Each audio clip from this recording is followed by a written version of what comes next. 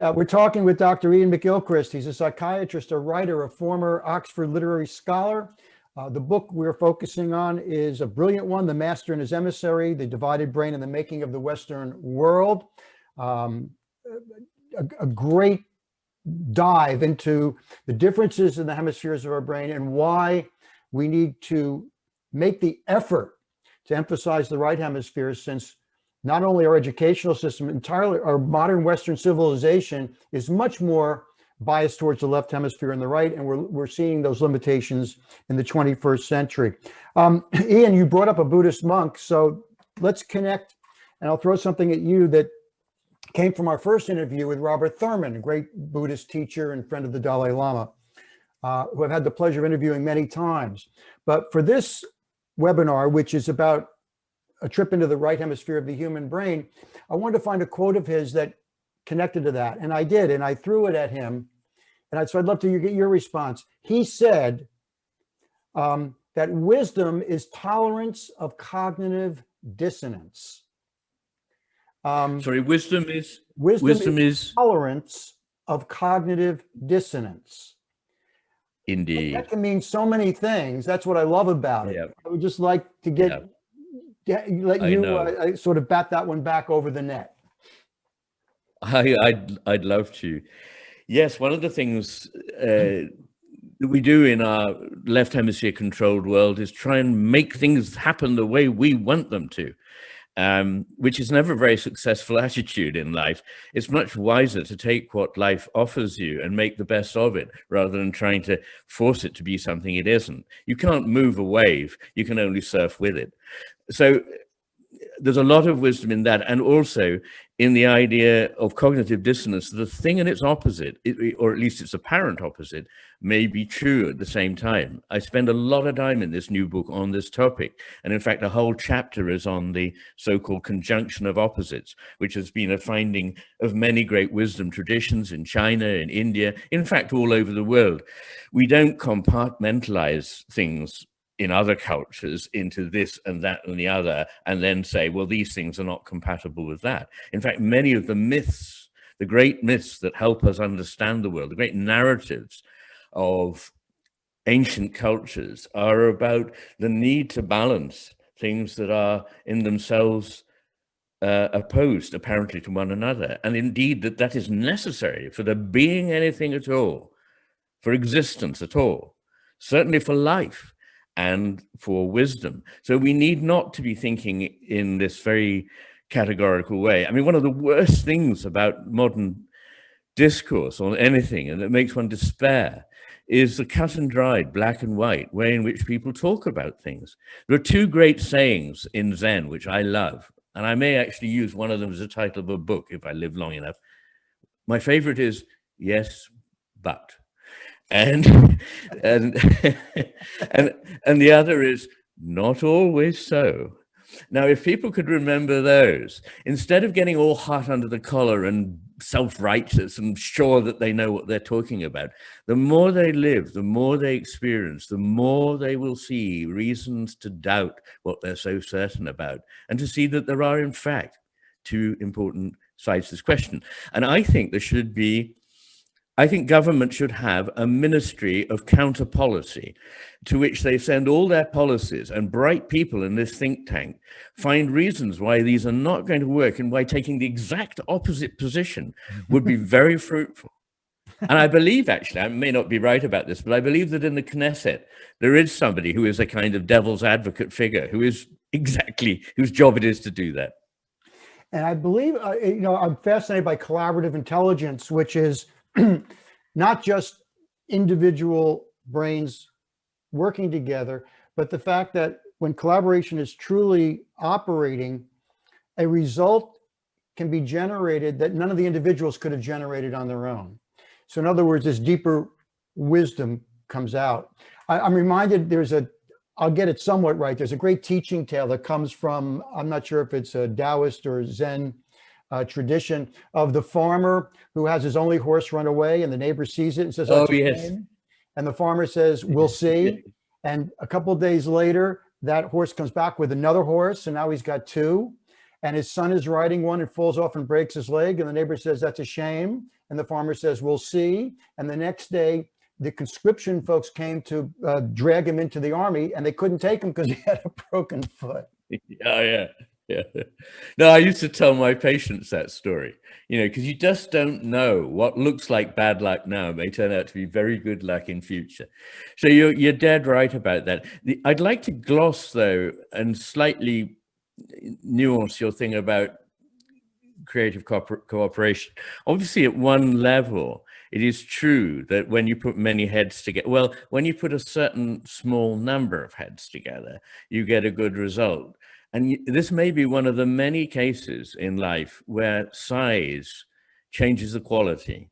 I mean, in so many things is that true. In fact, I can't think of anything where if you change the size of it or the amount of it, it doesn't change the quality. And actually, we live in a world in which we think, oh, X is good. Let's have more and more and more of it. And Y looks bad. So let's have none of it. And of course, you end up in a dreadful mess like the one we're in now.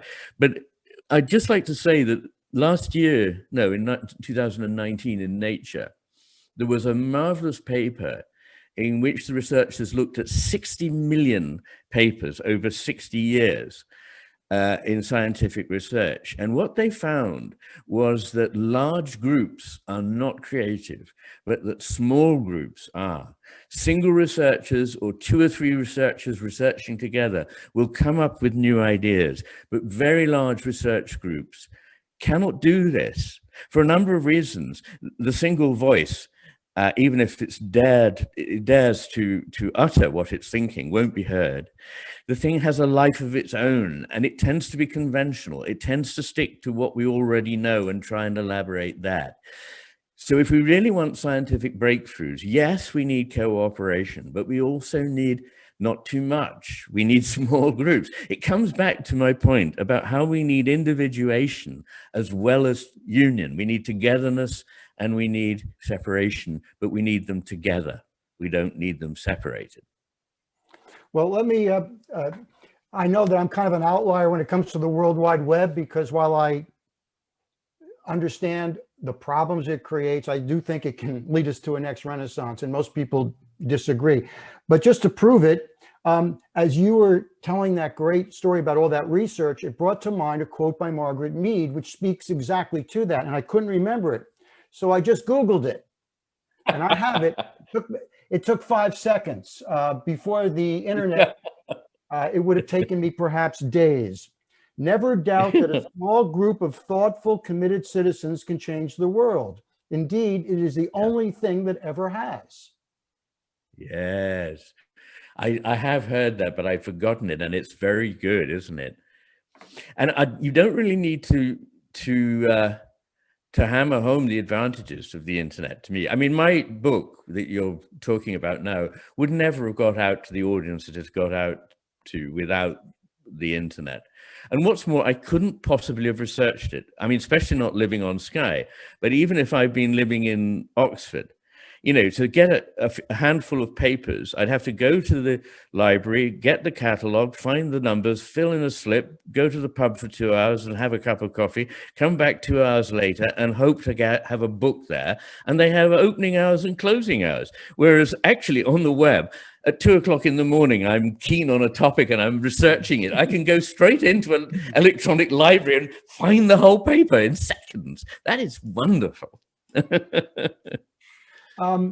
Another big topic I like to bring up, so who better to talk about it than you? The Great Italian Renaissance, a magnificent paradigm shift. I realized just a few years ago how little I knew about it. We're not taught much about it. We got Michelangelo and the Medicis. But in fact, I find it fascinating that the revolutionary philosophy of that time, humanism, was a glorious celebration of the individual, which had been squashed during the dark ages of the church monopoly. And suddenly individuals had libraries again. People were thinking for themselves. They were going out and learning from nature themselves. This had been gone during the Middle Ages. But it seems to me, and I think you pointed this out, that what was then such a great paradigm shift to the glory of the individual, has turned into a selfishness and a material selfishness that might end the species.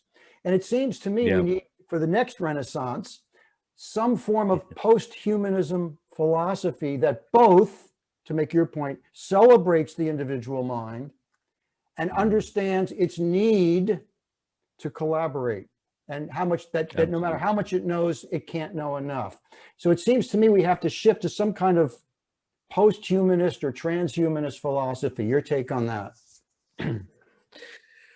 Well, you're right about the Renaissance. And as you know, the second half of my book is an attempt to look at the history of ideas in the West from the Greeks through to now, looking at all the major shifts and turns in that and seeing them in terms of hemisphere difference. And I see the Renaissance as being one of the great moments, certainly until the middle or late 17th century. So going back to the 13th, 14th, 15th century and the early part in the 16th century. That was one of the great high points of civilization in the West, when the right and the left were in perfect balance, as they were in the 6th century BC in Greece, and as they were around the year dot in Rome. And in each case, these civilizations, the Greeks, then the Romans, and now us, shifted ever more towards a sort of steeply hierarchical way of thinking. The interest in the individual was lost, and everything was really done in the interests of the bureaucratic mind, the administrator mind, which is the left hemisphere, which sees categories, not people.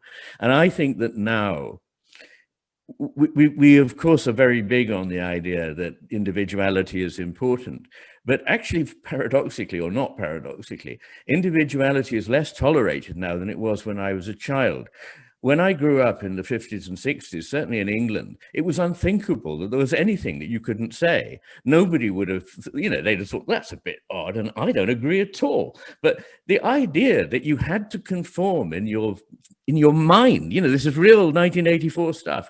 You really had, your thoughts were monitored, and you have to present yourself in a certain way. We have less and less individuality. We have clones, and our educational system doesn't help at all in the ways that we've already discussed earlier in this talk. So it's always a balance, to come back to what I was saying, between the one and the many.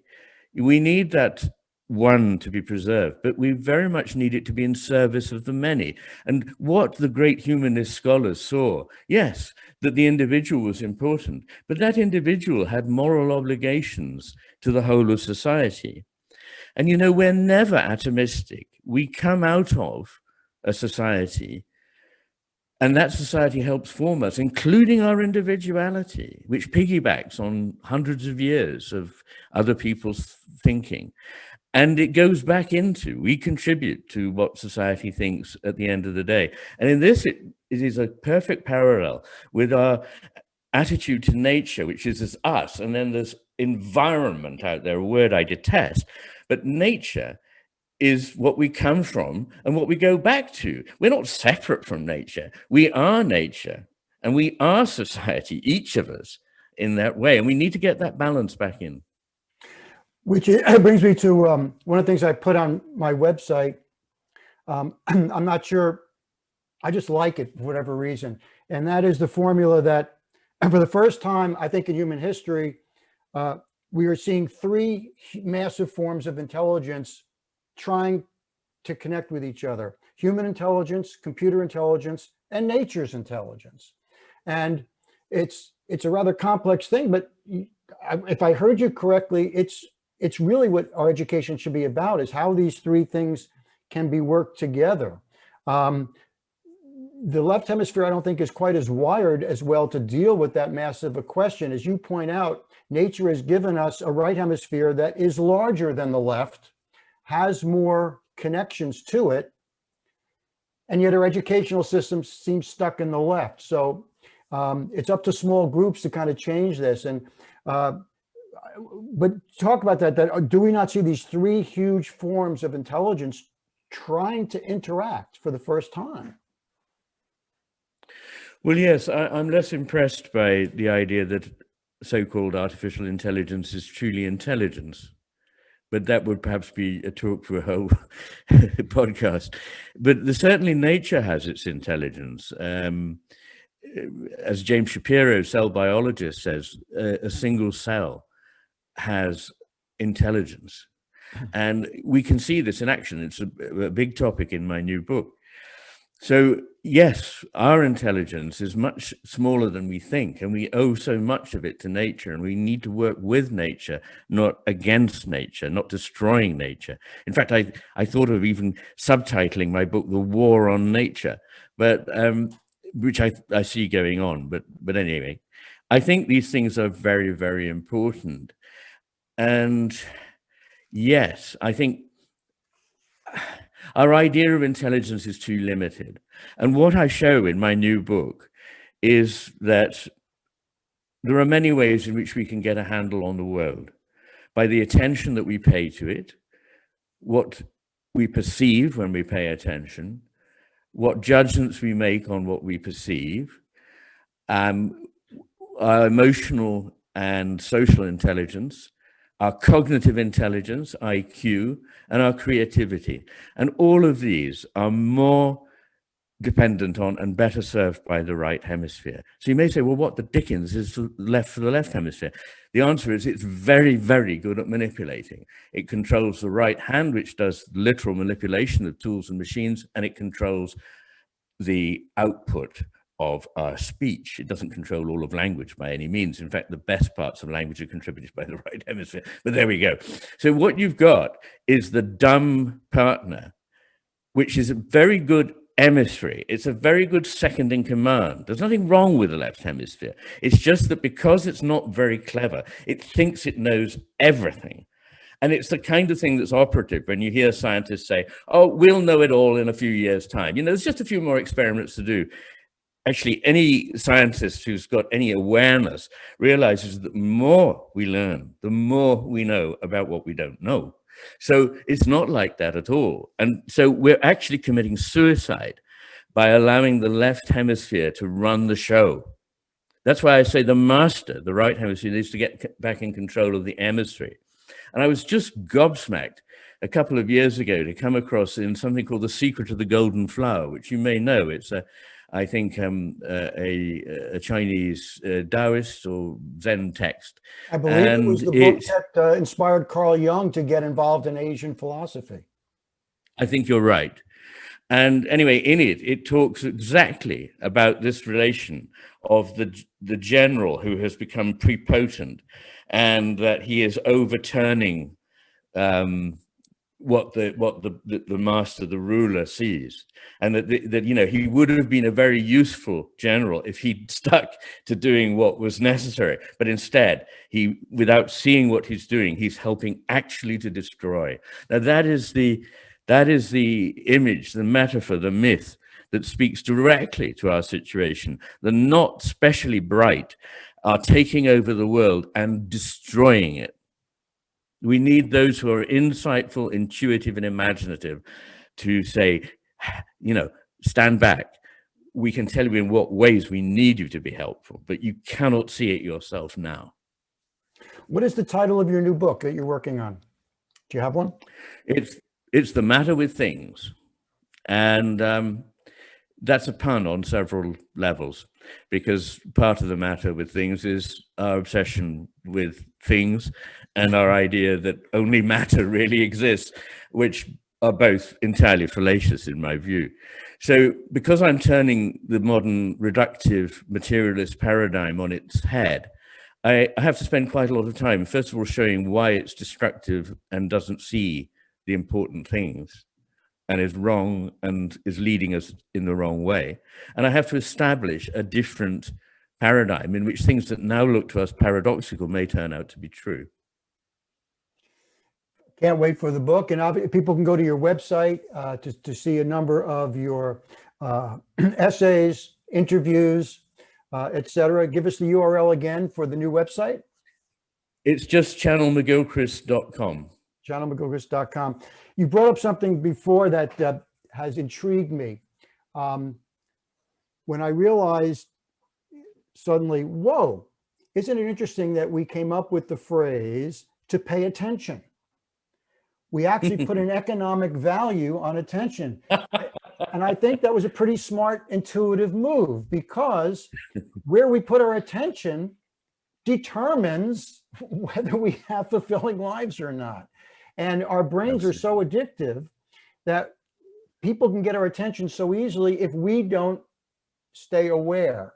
And it just seems to me that one of the big solutions to everything we're talking about is to focus on what are we paying attention to? What values are we putting on things without realizing it? Absolutely. And the commercial values that are embedded in the internet don't help at all. In many ways, they thrive on the fragmentation of attention, the dissipation of attention, which is a very valuable thing in paying attention to the world. It is in a real open way, the kind of active receptivity, as I call it, of the right hemisphere is the only time when we're truly alive. The rest of the time, we're jumping about inside our head in a self-constructed world. But in order to contact reality, we have to learn to be peaceful, to be quiet, to listen, not in a passive way, but actually actively to go out to find what there is there. It's the sort of thing that prayer is. It's the sort of thing that meditation is. It's the sort of thing that we need to exercise in listening to music or in reading a poem. I think we can recognize it. We know it's in there, but we need not to keep shutting it down, shutting it off, because it is the wise one. It is the master. Instead, the emissary is playing fast and loose with our world. And if we don't do something about it quick, we won't have a world in which to be making these conversations. I remember conversations I had with Dr. Bernie Siegel in the 1980s on the radio. He, as he described himself, was a very arrogant surgeon, head of surgery at Yale Medical Hospital, until the nurses and his family started telling him what a jerk he was. And he started writing books on the need for patients to start telling the doctors what to do, in the sense that he said, if you go into a doctor's office and the doctor's standing behind his or her huge desk with all their diplomas behind them, make them move to another chair before they talk to you. I was so struck by that, because our whole medical system is based on left hemisphere thinking. Get them in, get them out, spend 15 minutes, and then push into the next one. So as a physician, as a psychiatrist, your job was to listen. But it seems that most medical doctors, their job is to see what the computer results are, give you a prescription, and get on your way. Bernie also pointed out the measured value a doctor provides to a patient by just listening. Oh, yeah. Well, that's right. And not all doctors, not just psychiatrists, but all doctors need to learn to listen. The trouble is they're under a lot of pressure from the same economic system that we're talking about. I think they'd probably like to spend time paying attention, but they haven't got that time. And it's a calamity. You know, my father was a doctor and his father was a doctor. And my father tried not to be a doctor. He studied economics and then finally ended up being a doctor. I tried not to be a doctor and studied philosophy and the history of ideas and ended up being a doctor. But what I'm going to say is that in my grandfather's day, doctors were more highly respected and were more valued than they are now. They're still highly respected and valued, but not as highly. And in those days, there were actually only 6 treatments in medicine. Now there are thousands of treatments. But partly the problem is, we think that the important thing is putting things in and getting things out of a computer. When people used to come and see me, they say, oh, how refreshing, not talking to somebody who's tapping on a keyboard and who's actually looking at me and listening. And I reckon that in an hour and a quarter, which is a luxury, but it's what you need in psychiatry, I can find out more about somebody, even without them knowing they're telling me it, than they've ever told anybody in their life before. And they used often to say that, you know more about me than my parents, my children, my partner, whatever. And, that is what you need. And then pattern recognition comes in. It's not about looking it up in a diagnosis booklet. It may look like something. A computer might well say, well, this seems to fulfill criteria 4, but something in your experience tells you that's not right. And it's very hard to know what that is. But really, honestly, what a doctor does is as much pattern recognition as anything else. It's not actually, following rules and so on. It's attending to informed intuition, tempered by the ability to see that that might be mistaken, but not dismissing it either, on the background of knowledge and experience which have become automatic. So when you're starting in medicine, you're overwhelmed by all the things you have to remember. When you're starting as a surgeon, you have to learn how to do these things. But when you become a skilled surgeon, you don't even have to think about it. You can whistle, chat to your colleagues, listen to music, and still do a perfect operation. So pattern recognition, embodied intelligence is actually very important in medicine, and we get it wrong when we don't pay attention to that. As a last big question I get to throw at you, from your perspective as having taught literature at Oxford, taught medicine, done research in neurology, what insight comes to mind from having done both of those fields, both looking at literature, the best of literature, looking at the best of medicine, looking at the best that the human brain can be? What insight do you get from that unique position? Very few people I know have done all those things. Well, what I mostly have is a sense of gratitude that I was able to do this. It's been amazing to be able to, as you say, not many people are able, have the opportunity. So, I mean, it was a hard slog. I mean, there's nothing like starting again in a whole new field, when you're 28 and have got small children. It was a hard slog.